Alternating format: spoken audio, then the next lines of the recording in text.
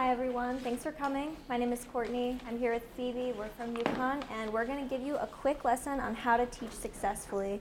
So what we're going to do is teach you how to give an engaging lesson plan. So your very first step is going to be preparation. Now, I know this sounds like a go-to, this sounds obvious, right?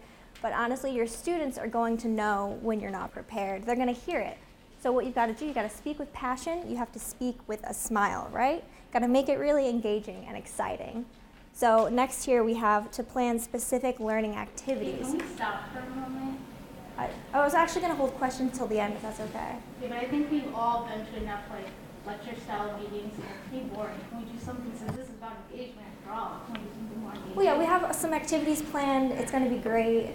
Do you want to wait till the end? I mean, but come on now. Who wants to do a PowerPoint right now? How many of you actually want to sit here and listen to this right now?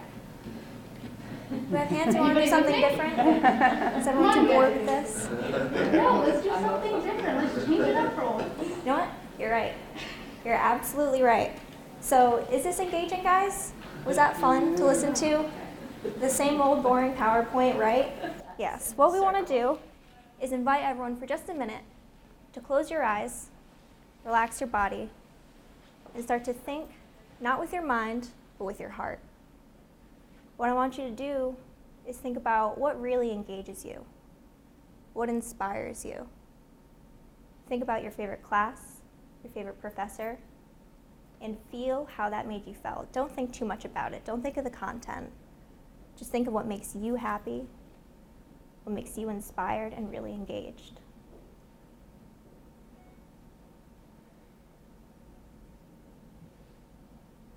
All right, now in your own time, you can open your eyes and keep hold of that feeling of what made you engaged. And we're going to move on here. All right, so what do you guys think learning with an engaged style is? I want to invite some of you to give me your opinions on what engaged learning is to you. Any ideas? Yeah. I think experience-based. So if I've had an experience, I'm more likely to take in knowledge and take the lesson as opposed to having it dictated at me. Yeah, definitely. We've seen that a lot too. Any other ideas? I think if it's a smaller group, more intimate, more one-on-one. I know not everybody likes that, but when I'm thinking about learning with my heart, it's always the hallway conversations that happen between conference sessions where I feel like I learn. Yeah, it really opens up the heart rather than the mind. You keep a connection to it, longer lasting. Any other ideas? This is really great, yeah? I think of praxis. So, very much taking the theoretical but connecting it to a very practical way of utilizing that knowledge that you're gaining instead of just speaking in the theoretical or only talking about what we can really do. But it's really that blended connection where you get the most engagement. Yeah, what was your name again? I'm Josh. Josh, I'm really happy you brought that up because we see a lot in the classroom. Kids ask their math professors, any professor, why are we learning this? Why is this important? Because they can't connect it to real life. They don't see where the lessons blend with real life opportunities, so people don't think it's important anymore. Are there any other ideas for engaged learning? We have some bullets up here.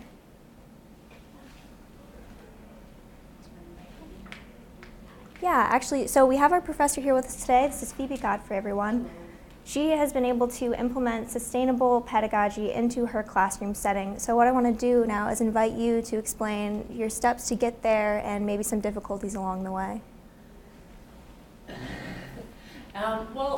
So these are my students, and so they have learned from praxis in the classroom, and I think we often, and the person who said experiential learning, we often don't look at the classroom as a laboratory, as the place where the experience can happen, right? Even in 50 minutes, I have 66 students this semester at UCONN. I can create an experience in that 60 student class for 50 minutes that enables them to experience what I'm trying to get them to understand theoretically, right? And so again, the little skit idea came out of playing with, well, how in this conference could we give you the experience of praxis, right? Where Courtney started off, in the typical way, I've been to so many conferences where I am bored. I'm totally bored, because they are not using the laboratory of, I have just flown, I have wasted carbon miles to come and be with you, and you're showing me a PowerPoint? You could have mailed it to me. I could have read it in my bedroom, right? I didn't need to be with you, right?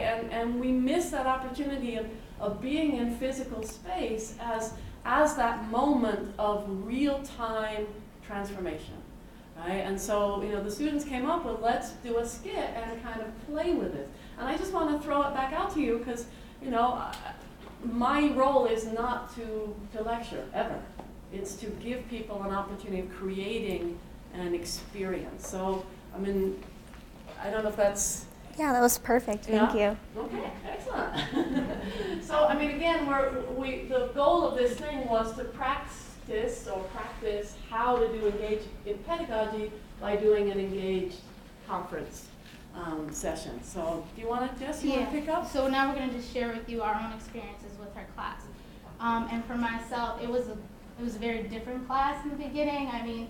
Like the meditations we did with you was something I've never actually done before in my own classes before.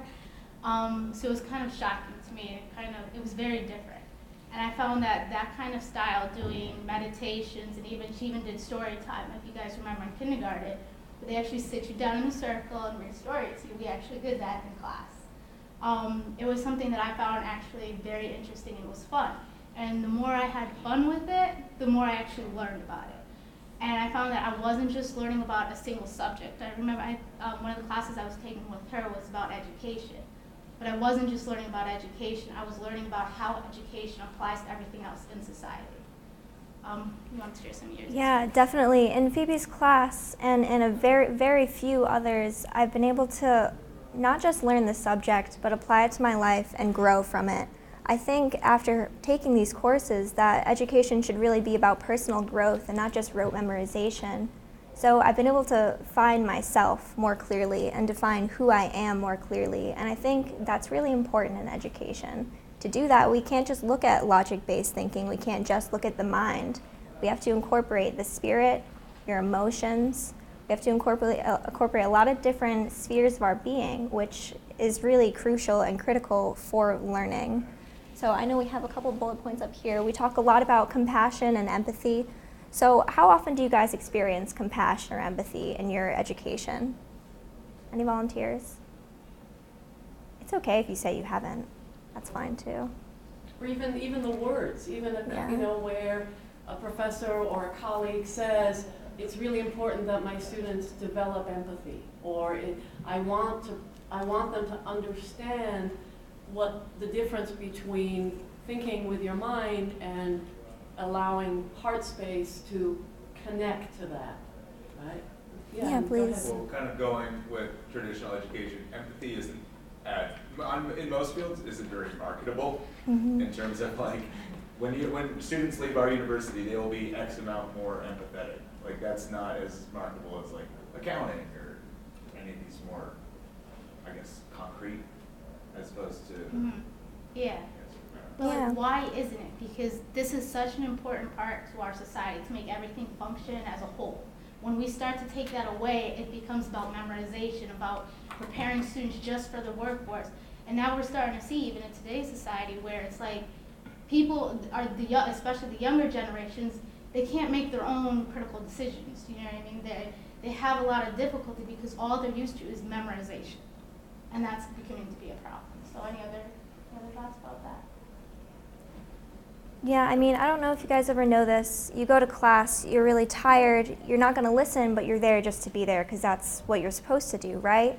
It almost seems like it kind of manifests what we're doing with our education. Our education is putting us to sleep as humans and maybe waking us up as laborers, as people to contribute economically. Otherwise, it seems kind of useless, doesn't it? Why did you guys get education? Why did you get your education? Don't mean to put you on the spot. You can pass if you want. Why did I get my education? Yeah. Because I was driven to. I had the desire to learn, and I wanted to keep going with my education. And I think that's part of our problem here in the United States is that we don't value education. We don't value the drive to learn something. We want to sit there inactively and, you know, kind of be present, and then hope when the test or quiz comes around that we do okay or we get by. It's not about we don't want to learn. You know, if we all wanted to learn, we wouldn't have any problems. You know, so it's trying to, I think, develop that intrinsic motivation so that everyone wants to learn. If you want to learn, I mean, it doesn't. You can learn. Yeah, and that's a really great point. So I think our next goal as a society, as a community even, should be to create an environment that really motivates students, that inspires students. Remember that feeling you guys had before? What inspired you most? We should be able to recreate that on a daily basis in the classroom. So I'm going to go to the next slide here. I think we have a bit more. And one thing that I've been exploring, and obviously, you know, inviting my students to explore as well, is that as we talk about sustainability, the idea of that we're going to achieve a sustainable society without radically changing pedagogy, to me, is absurd, right? Because our society is a product of our education system, and therefore there's something fundamentally wrong with the people that we are producing in their inability to be connected with their very life source, which is the air, the water. I mean, only people who are completely disembodied would be engaging in the level of destruction that our culture is engaging in. And so you go, okay, wait a minute, if we are producing completely disembodied adults, we have to go back and find out when that happens, right? And where, because I remember in elementary school or in nursing, you know, my body was very important. I got naps, you know, I got to go out and play, I got to do art, I got to question, I got to, you know, have peer groups, and my learning was part of my peer relationship. And then somewhere along the line, my body becomes entrapped in a role, and only thing that matters is what's in my head. How I'm feeling doesn't matter, whether I'm tired doesn't matter, whether I'm bored doesn't matter. And so, you know, part of what, you know, when Jessica said, you know, I have my students sit on the floor. What does it feel like to sit on the floor in a circle, you know, as a 20-year-old? Extremely uncomfortable. Why? What happened that you got to the point where you're so inhibited that you can't just be in your body and play? I mean, I try to bring play and fun, and you know, it's things like that when you go back to curiosity. I always say to my students, if you were fifth graders, I'd have 20 hands up. Look what education has done to you. Not a single person wants to answer my question or even cares about my question. What happened to you? It's not your fault. What happened to you? And then that becomes a larger critique that then they don't feel guilty. They're not like, oh, I'm such a loser, I'm not interested. It's like, wow, what happened to me? I used to be curious, creative. I used to like learning. I used to love school. What happened? And that becomes a conversation the whole semester. And you know. Well, for teaching, you know, I teach at a variety of institutions at many different levels. My problem is I'm sometimes micromanaged. Mm-hmm. I have to do certain things by a certain time, mm-hmm. get through content, you know, for standardized tests and such. So that has forced me to lose my passion, mm-hmm. because I can't do the things that I'm passionate about. I must do certain things at certain times and in certain places, and I think that really narrow minds us and compacts us into doing, you know, this one path. Where do you teach, or what grade? Or? Southington High School, Middlesex Community College, and Central Connecticut State University. Okay. Yeah. So I think we need to break out of the classroom. Mm-hmm. I think we need to start there. I've also interviewed a lot of teachers in high schools and middle school, and I've also found the same problem. A lot of them don't have that passion anymore, at least the long amount of times they teach there at that high school, they lose that passion, they lose that interest because they're so constricted, and it's not fun anymore, and it's hurting the students as well as the teachers, and that's what we need to break out of that. And what some of the material we looked at in Phoebe's class is about unschooling the world, and how we need to break free from all this standardization, how everybody has to be held to one standard. Yeah, so what's important really here is having more student-centered learning. Why can't students decide what they learn? Why can't teachers decide how they teach? There is a lot of constriction from a lot of people who really don't have anything to do with the education system right now. Sure, they went through it, but now they're just writing policies, and that could be really problematic, especially when we consider how those people are going to act as citizens later on in their lives. So what do you guys think about compassion? Do you often relate that to nature? Do you relate that to the environment? Yeah. Well, Yeah, I please. think equity is going to be a very large issue Mhm. within the next, I mean, it already is, but within the next 30, 40, 50, 60 years. And sustainability is very much going to largely play into that. So there's no way that you can talk about equity without addressing compassion. Yeah, definitely. When we think of compassion, empathy, we think of how that relates to people we know and people we love. And it's often a really small circle. You have these very special people that you give this compassion and empathy to. But if we can kind of have that empathy embody who we are as humans, because we all inherently know what it is, and we all inherently feel it. It's something we agree can solve many problems. If you let that embody us and spread to the environment and spread to strangers, think of the problems that could be solved. If we were compassionate individuals, do you think we'd still be using really cheap fuel? Anyone? Probably not. Probably not. So, yeah, go ahead. Yeah, so we really believe that the pedagogy of engagement relates a lot to sustainability, because by empowering students, by giving them this method of critical thinking, by giving them their own choices of what they want to learn, what they care about, and managing their own lives as well as their education, it's better for our future because they're the ones that are going to be making the decisions, and we need them to be able to make these important decisions. And it all starts in the classroom. You want to speak to your definition and then see what people would add? Yeah. Yeah, So that's certainly. basically what our last point was. When we were what you guys think about relating the pedagogy of engagement with sustainability. Yeah, so we've already talked about this, but engaged learning will help develop our critical thinking, will help us to make really sound, thoughtful decisions, not quick, economical ones. So what are some definitions you guys have for sustainable pedagogy, sustainable learning? And I'm going to add something, and I do this in class certainly. all the time, and it drives my students crazy, but when we speak, I think it's incredibly important to try to look at everybody who's in the room, even if they're behind you.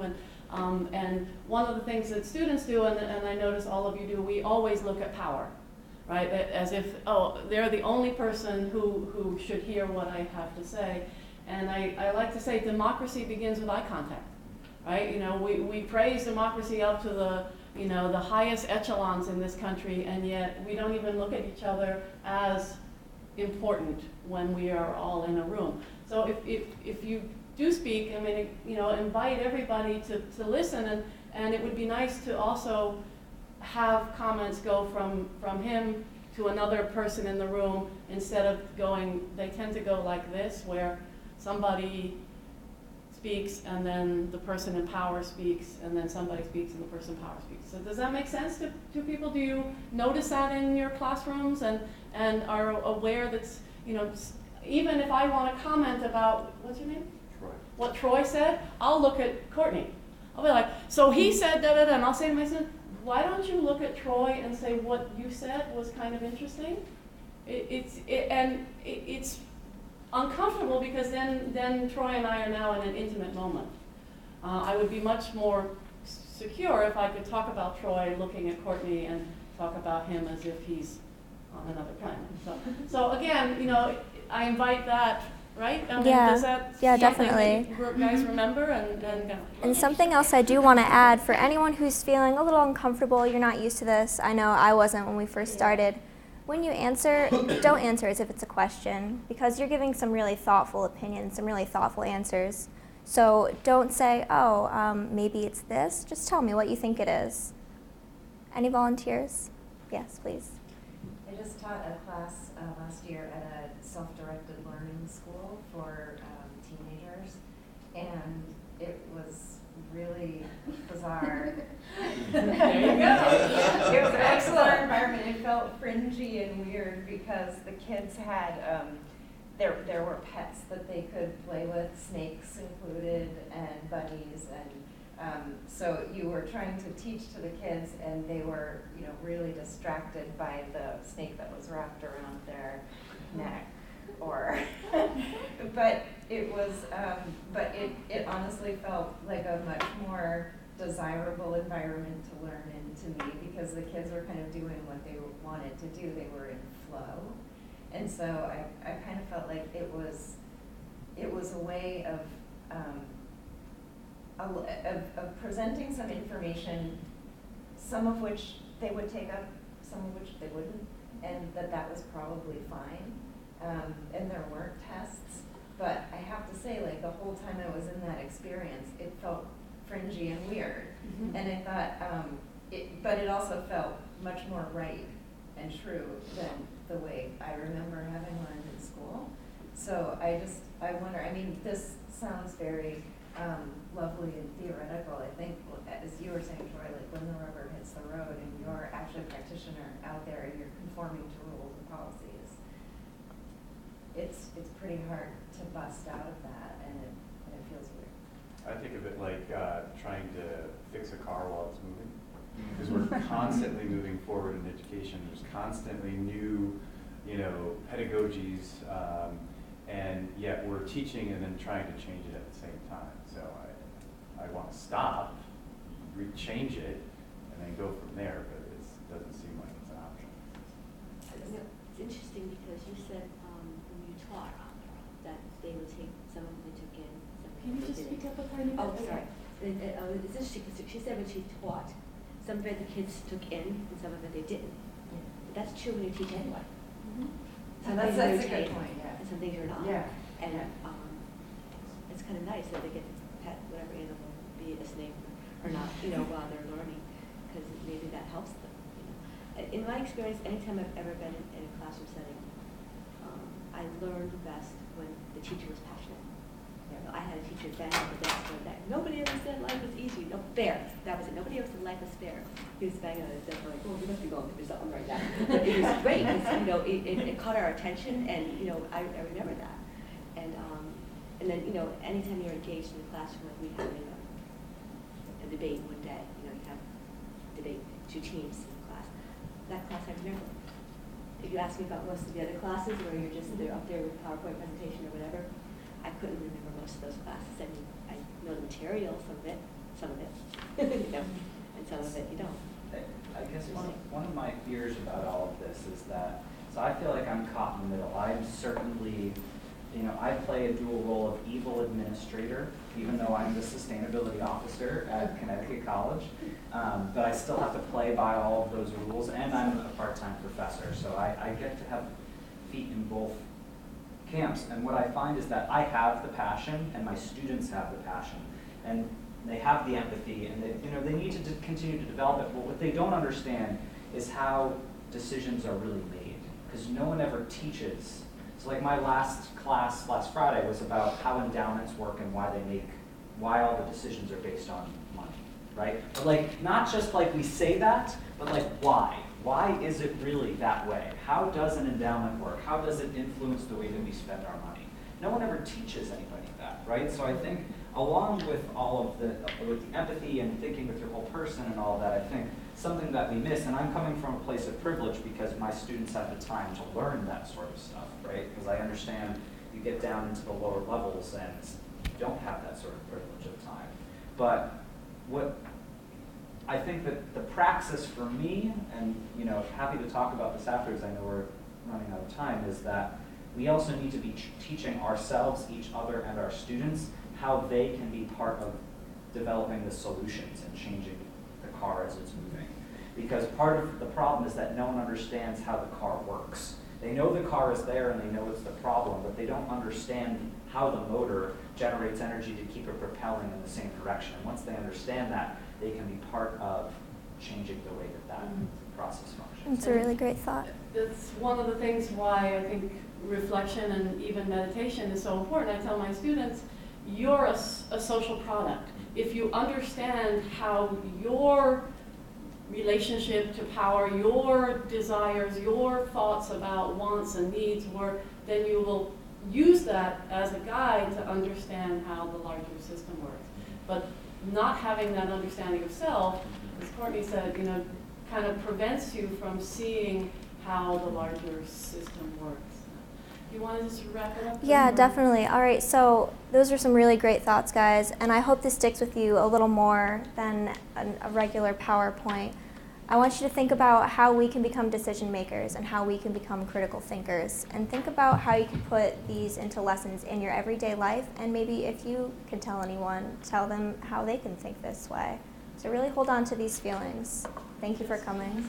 Yeah, and especially even with just like sharing with students and having students share with you their opinions or how they feel about the class even before it started. Because I know that's what we did in Phoebe's class, and that kind of helped us start breaking, you know, the traditional method of doing so in a classroom.